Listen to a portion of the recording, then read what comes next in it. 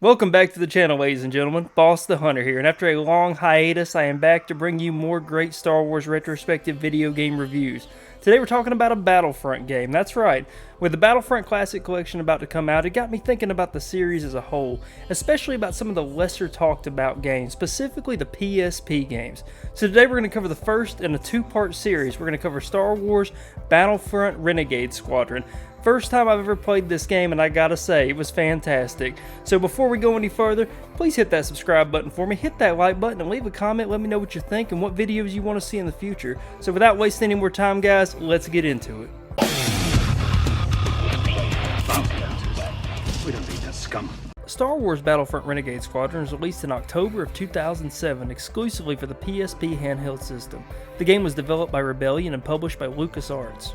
I believe the best way to start this retrospective is with the game's solid single-player campaign. Our story begins many years after the Battle of Endor as the New Republic continues its ongoing mission to hunt down and destroy the Imperial Remnant. Taking advantage of the Empire's expulsion from Coruscant, the Jedi Temple Archives has been restored under archivist Tione, who has set out to compile a detailed history of the Rebel Alliance. During her research, Tione has discovered references to a mysterious unit known as Renegade Squadron, and after great effort, she has located the unit's former commander, Cole Serra. And so our adventure begins as Tione contacts Cole and he begins to tell her of Renegade Squadron's exploits throughout the Galactic Civil War, with us playing out the battles he recalls. Cole tells us that the unit was Han Solo's idea originally, and that unlike the farm-boy dreamers the Rebellion often recruited, Renegade Squadron's ranks were to be filled with only the most experienced warriors, whether they be smugglers, pirates, or gunfighters. Some of us, most of us, we've all done terrible things on behalf of the rebellion. Spies, saboteurs, assassins.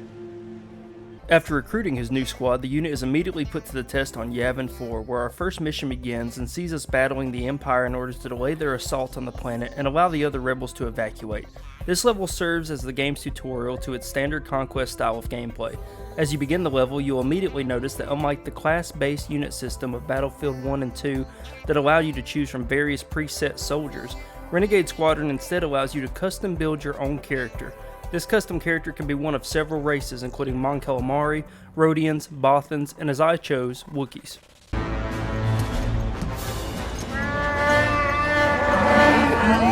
This customization is not only limited to your appearance, however, as we are then able to equip our character with any combination of weapons and power-ups of our choosing. To balance the character, every weapon or power-up has an attached credit value that varies with the strength of the weapon or ability. A character cannot equip items that total up over 100 credits. Republic credits? Republic credits are no good out here. I need something more real. This system is really incredible and does a fantastic job of making you feel like you are a unique rebel soldier of your own design instead of a nameless trooper. It also allows for a ton of experimentation and replayability as you can completely change combat styles and how you approach scenarios on the fly. In fact, your loadout and even appearance can be changed at any time during a battle simply by approaching a command post controlled by your team and opening the customization menu. We'll get more into the customization when we talk about the instant action game mode later, as these customization options are not only available for the Rebel Alliance faction, which you play as throughout the game's campaign, but also for the Empire, Republic, and CIS. For this playthrough, I went with the chain gun wielding Wookiee bounty hunter, and needless to say, I was not disappointed.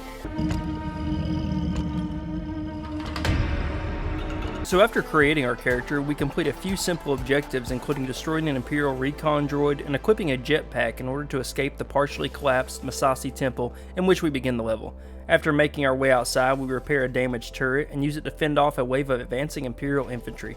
With the stormtroopers defeated, we are then instructed to equip a rocket launcher and take out an Imperial tank that's approaching the temple. This would be a great time to mention that if you're concerned that the game's combat controls may be clunky or difficult to manipulate due to the PSP only being equipped with a single joystick, worry not, because to work around that, the developers have implemented an auto-lock system that, while not perfect, makes the game easy to control and very enjoyable to play. So with the Imperial tank destroyed and other command posts captured, we are then ordered to hunt down and kill a scout trooper who has stolen some Alliance communication logs. Once the logs are retrieved, we return to the temple where we proceed to destroy any remaining Alliance databanks in order to ensure they don't fall into Imperial hands, with the level ending as the last bank is blasted into dust. With the evacuation complete, Renegade Squadron flees Yavin 4 and regroups with the Alliance fleet. With Yavin lost, Alliance leadership desperately needs a new safe haven from which to operate. We then learned that Bail Organa had created a list of potential safe worlds that the Alliance could use as future bases of operations. This list was placed on a data holocron and encased in a cube of the virtually indestructible alloy Frick. Believing that the Frick cube may have survived the destruction of Alderaan, the Rebel fleet sets out to the debris field which the planet once occupied in order to search for the priceless datapad. Upon arrival to Alderaan space, the Alliance immediately encounters an Imperial fleet and our introduction to space battles begins. And again, I have to say that the developers have excelled at making the fight controls extremely accessible and fun to use despite the single joystick. So after destroying a few TIE fighters, we are ordered to defend the Millennium Falcon from TIE interceptors while Han attempts to locate the holocron. After retrieving the holocron and returning it to Home 1, it appears the level is complete. However, before the fleet can launch into hyperspace, none other than Boba Fett arrives to the battle and our first boss fight begins. I am Boba Fett.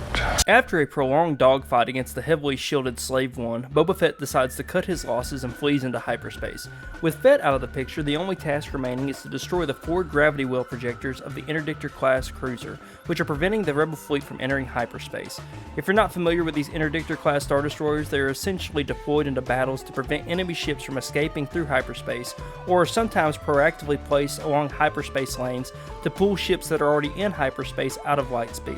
These ships can be seen in action in Season 2 of the animated Rebels television show, when an interdictor is used to prevent the Alliance Corellian Corvette from entering light speed. Fire! Gravity projectors engaged. Make the jump!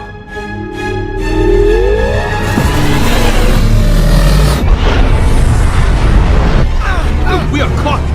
Once the projectors are destroyed, the Rebel fleet flees Alderaan space, and the next leg of our journey begins. The next level begins as Cole Sarah recounts that after the space battle around Alderaan, the holocron data was transmitted to Admiral Akbar, who then set out to establish a new Rebel base. In the meantime, Renegade Squadron rendezvoused with Han on Ord Mantell, where the battle-damaged Falcon was being repaired. With the Falcon scuttled, the unit proceeded to the Cantina for some much-needed R&R.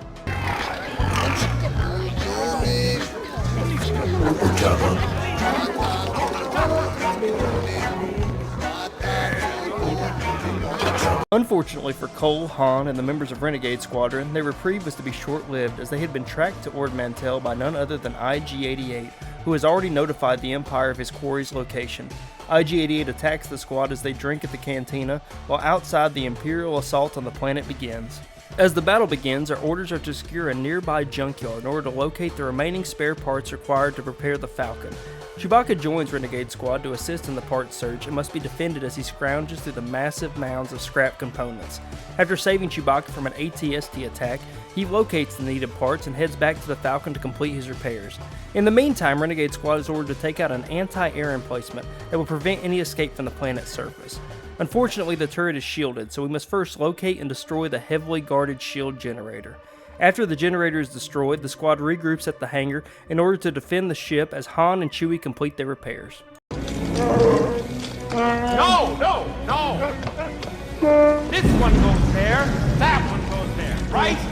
The game's AI did a great job here, with members of the unit manning a nearby Rebel tank and greatly assisting in the hangar's defense. With the anti-air turret down and the Falcon's repairs complete, Renegade Squadron prepares to flee the battlefield. Unfortunately for the player though, IG-88 has different plans and a boss battle begins.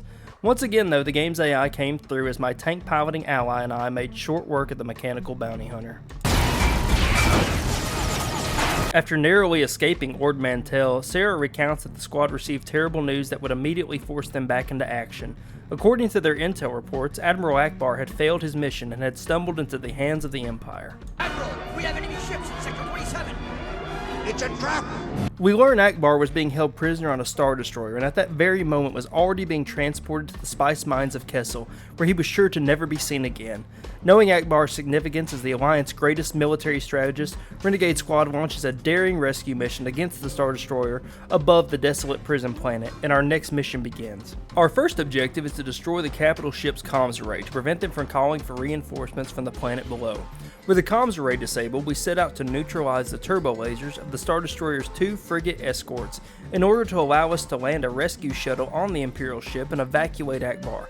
Once the frigate's defenses are eliminated, we further clear the rescue shuttle's route by vaporizing a squadron of deployed TIE fighters. With the Star Destroyer's various escorts destroyed or disarmed, we return to Home 1, where we swap ships and board our rescue shuttle, a Clone Wars-era LAAT dropship. After zipping across the chaotic battleground between the warring capital ships, we land aboard the destroyer and begin to blast our way to the ship's brig.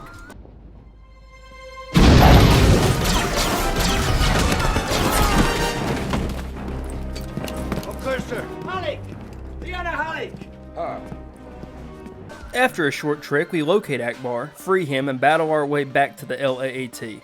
Before we can escape though, we must fight our way across the hangar in order to destroy the hangar's force field controls.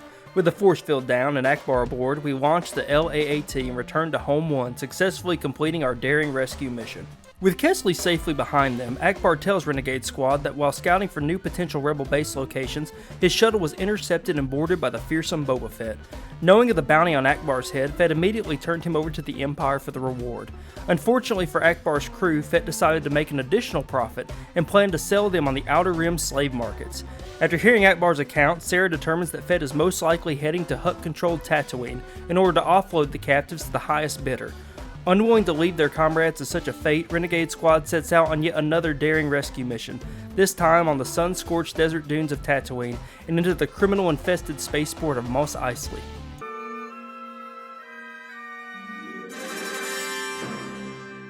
Mos Eisley Spaceport. You will never find a more wretched hive of scum and villainy. My sister Regina D2 lives here. Is she single? She's a lesbian. Our first mission objective is to secure a nearby cantina and identify anyone who might know the location of the rebel prisoners. With the Imperials cleared out, we locate a Rodian bar patron who tells us the captives are being held in a nearby shipyard. The Rodian agrees to lead us there and a short escort mission ensues. After locating the shipyard, we discover it protected by an energy shield.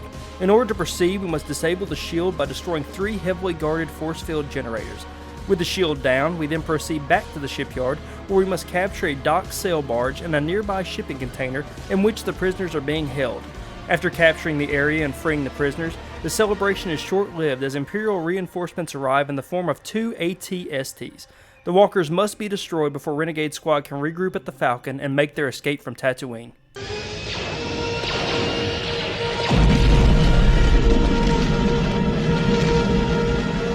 Unfortunately for Cole, Han, and the rest of Renegade Squadron, we soon learned that the Tatooine mission was a well-planned trap from the start.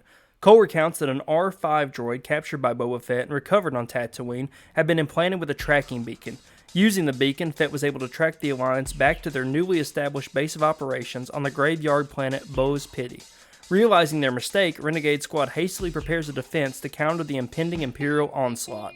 The mission begins as we take control of a rebel tank and proceed to capture and defend a strategically significant gatehouse. We immediately encounter waves of Imperial troopers supported by AT-STs, and a desperate battle ensues. As the battle rages, the Empire deploys a massive AT-AT walker to turn the tide of the fight.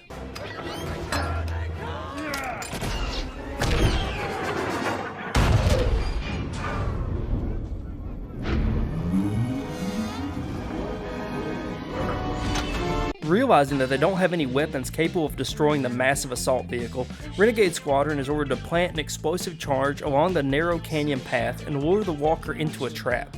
After continuing to engage wave after wave of troopers, the AT-AT eventually reaches the ambush site, setting off the explosive charge and destroying the walker. Victory is short-lived, however, as reinforcement AT-STs enter the battle and must be dealt with before falling back to a more defensible position. After destroying the AT-STs, we learn that Commander Akbar has been badly wounded, and we are ordered to retrieve a Bacta container and provide him first aid. After healing Akbar, Renegade Squad is ordered to fall back to the planet's sacrificial chamber, which must be held as Han preps an evacuation LAAT shuttle. The battle ends as the LAAT evacuates the remainder of the squad, leaving the Alliance's new base on Boz Pity in the hands of the Empire. Everyone out! No! We must pursue! General, we can't. The survivors will die. We have no time.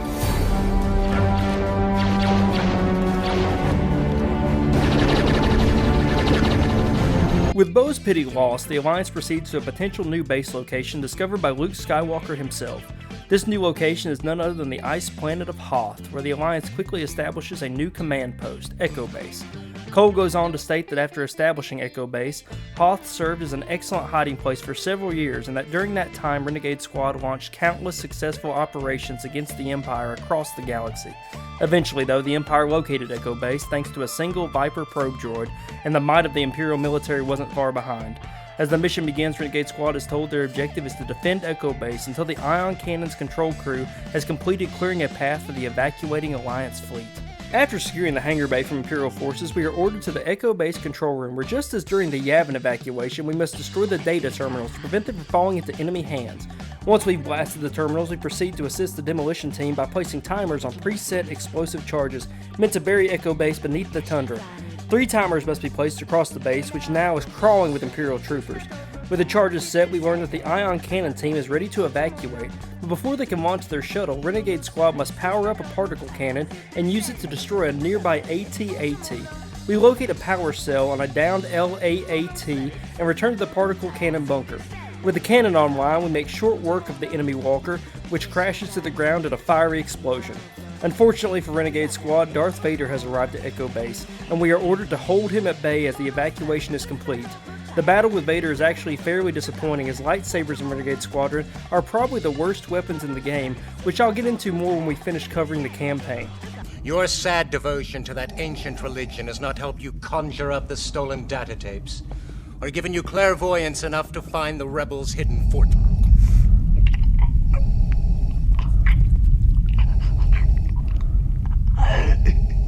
I find your lack of faith disturbing.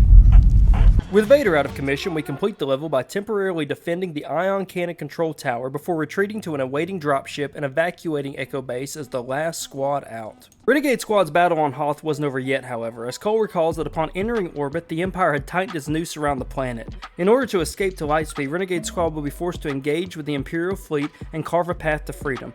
The first objective the squad is given is to disable the turrets of 2 Imperial escort frigates in the area. With the frigate's turrets now disabled, we must rendezvous with the last Rebel transport and escort it through the TIE Fighter-ridden battle to a point where it is clear to jump to hyperspace.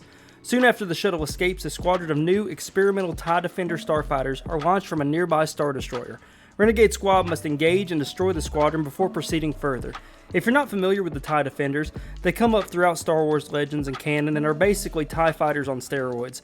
Not only are they equipped with heavier weaponry, but also have shields and hyperdrive engines. Get out of there, both of you! I know that shit! It's a prototype TIE Defender. It's armed with heavy cannons and shields.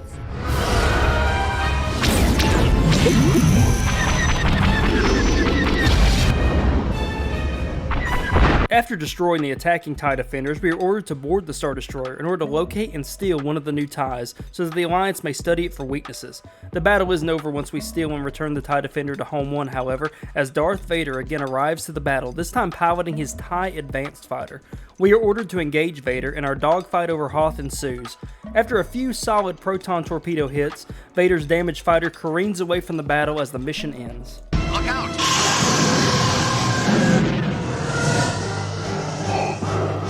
Cole recalls that after the escape from Hoth, the Alliance struggled to survive with the loss of Echo Base and the capture of Solo. However, he states that during that time, Renegade Squadron never ceased to strike the Empire when the opportunity presented itself. The squad's next major assignment arose as the Alliance prepared to assault the shield generator on Endor and destroy the second Death Star. Alliance Command determined that more information was needed about the generator bunker on Endor in order for the mission to succeed. Only one man would have the information required concerning the top secret facility, Emperor Palpatine. Thus, Renegade Squadron embarked on their most dangerous mission yet.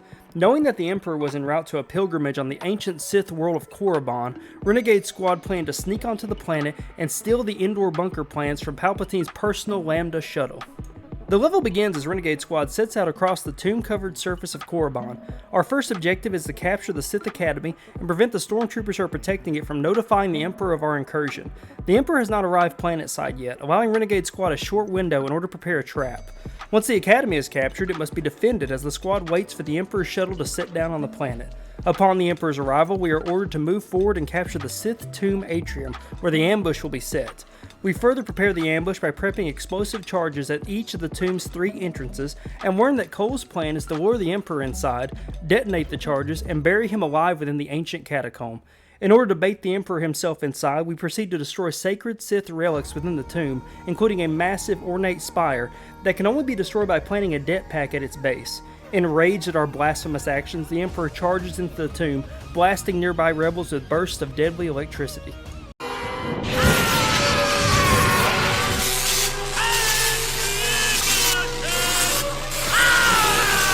Knowing the futility of engaging the powerful Sith Lord, Cole orders us to fall back and detonate the charges. We then look on as the tomb entrances are caved in, trapping the Emperor below the rubble.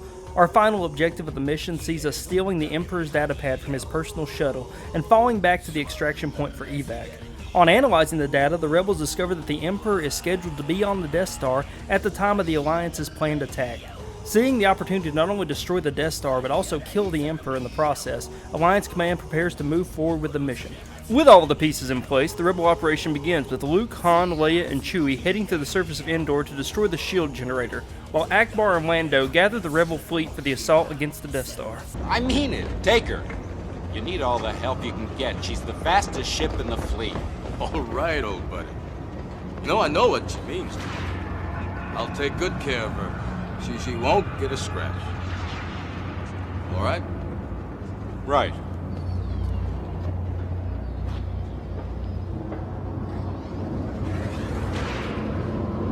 I got your promise. Not a scratch. In hopes of drawing away Imperial forces from the Death Star, Renegade Squadron is ordered to launch a distractionary raid against the Imperial-controlled industrial planet of Sullust. Upon landing on the planet, we immediately launch an assault to capture the nearby Imperial garrison. Once the garrison is captured, Cole orders you to defend the structure while he contacts Alliance Command. Cole feels that Sullust is too lightly defended and that the rebels on Endor may be walking into a trap. We soon realize Cole's instincts are correct as Renegade Squadron itself has fallen into an ambush. A fully repaired IG-88 then enters the battle with a new trick up his sleeve. Using a nearby lightning generator system, IG-88 is covered in an impenetrable electrical shield, making him impervious to blaster fire. In order to defeat the mechanical bounty hunter, we must first destroy the generator using an explosive det pack. Once the generator is destroyed and the shield down, we begin our second battle against the now vulnerable IG-88. After gunning down the robotic assassin, we are instructed to disable the planet's gravity well projectors. In order to do so, we must track down and kill an Imperial officer in possession of the power core shutdown codes. With the codes in hand, we then make our way to the power core, where we use the codes to disable the shields protecting the 4 gravity well projectors. After destroying the projectors, Renegade Squadron evacuates the planet and rushes to Endor to aid the embattled Alliance forces.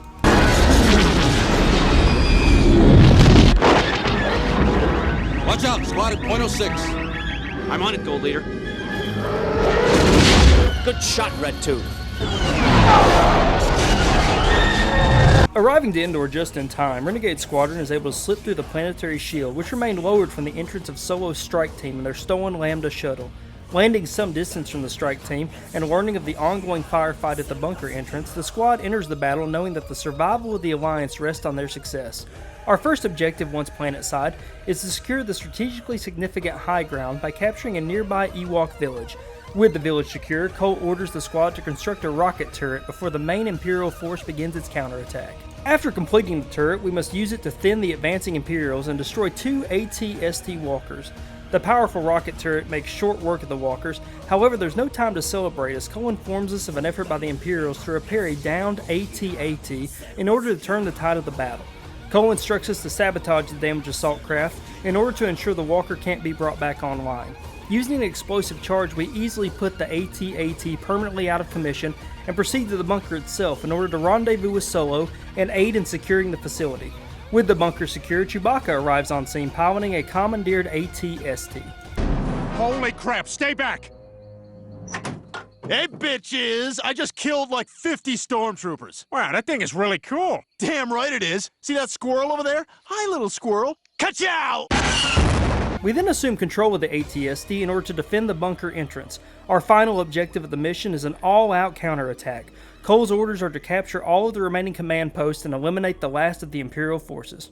With the remainder of the Imperial ground forces defeated, Renegade Squadron looks to the sky as the second Death Star erupts into a massive fiery explosion.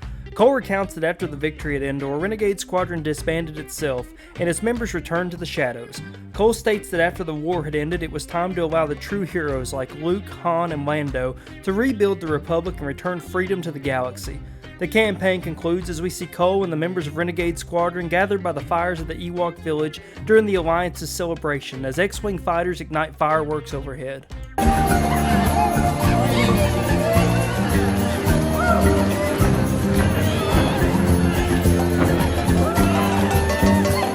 We fade to credits as Cole states, "I can't think of anyone I'd rather have beside me when the thermal detonators are flying and I'm down to my last clip.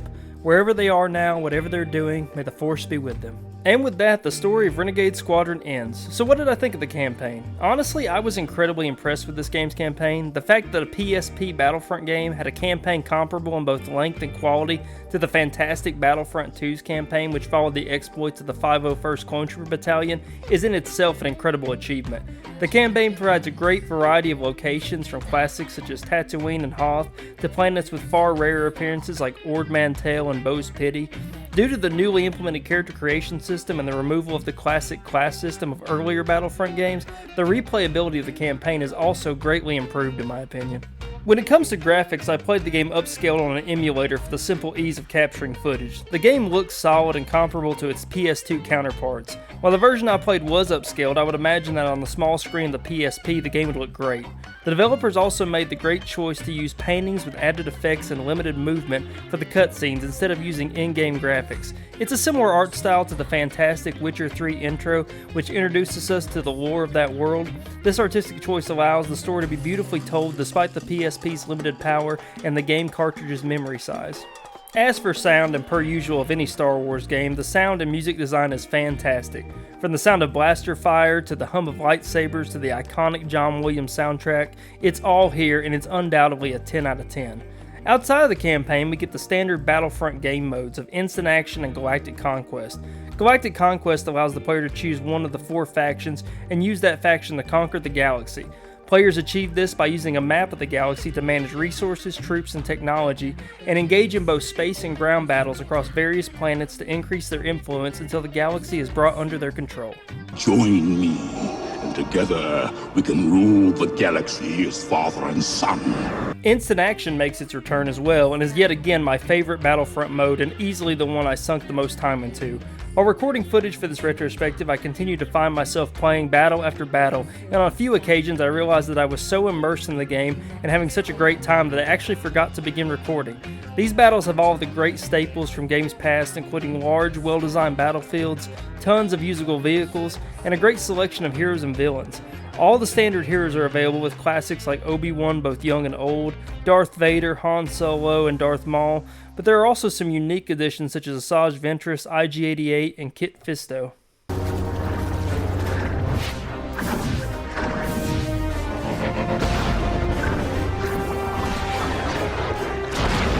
A really cool feature of Renegade Squadron is the Learn to Play tab, which allows the player to watch instructional tutorials on all of the various aspects of gameplay as well as the different game modes. The game also features a customization tab in which you can preset your custom designed trooper and their gear ahead of time for all 4 playable factions.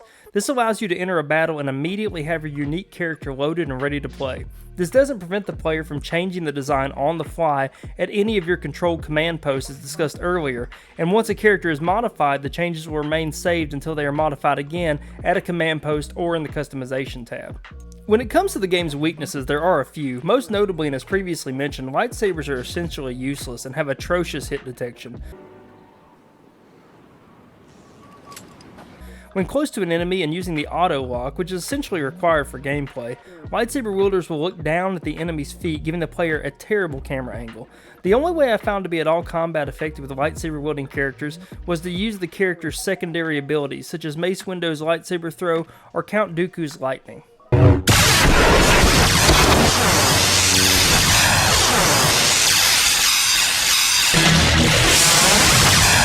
Another weakness of the game I noticed was, despite the fact that I felt the levels were well designed, they were more barren than the other entries in the series. I would assume this was due to the limitations of the PSP, but an example of this that immediately comes to mind is the complete absence of Ewoks on the Endor level, despite the Ewok village being included prominently in the map.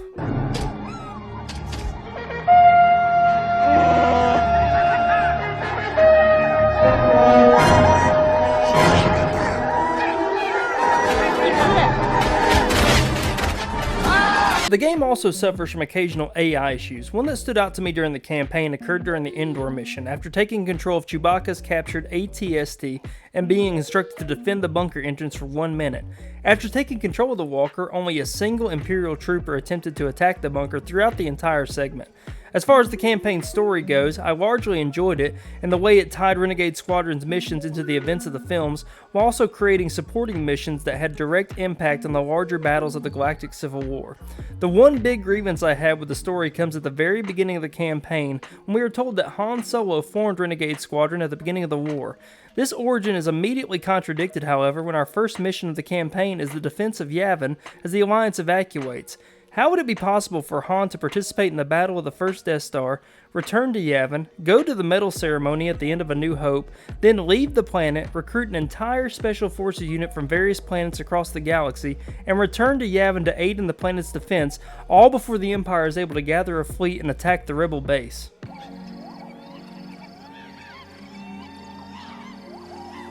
It's a very minor gripe, and again, I really enjoyed the majority of the campaign, but I had to mention it nonetheless. So that completes my retrospective review of Star Wars Battlefront Renegade Squadron.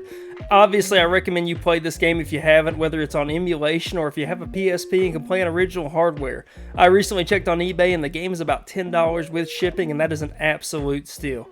Thanks for being here as always, guys. If you enjoyed the video, click that like button for me. Leave a comment. Let's talk some Star Wars. And if you want to see more videos like this, please subscribe to the channel and follow.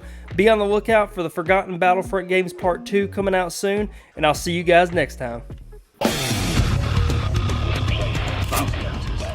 We don't need that scum.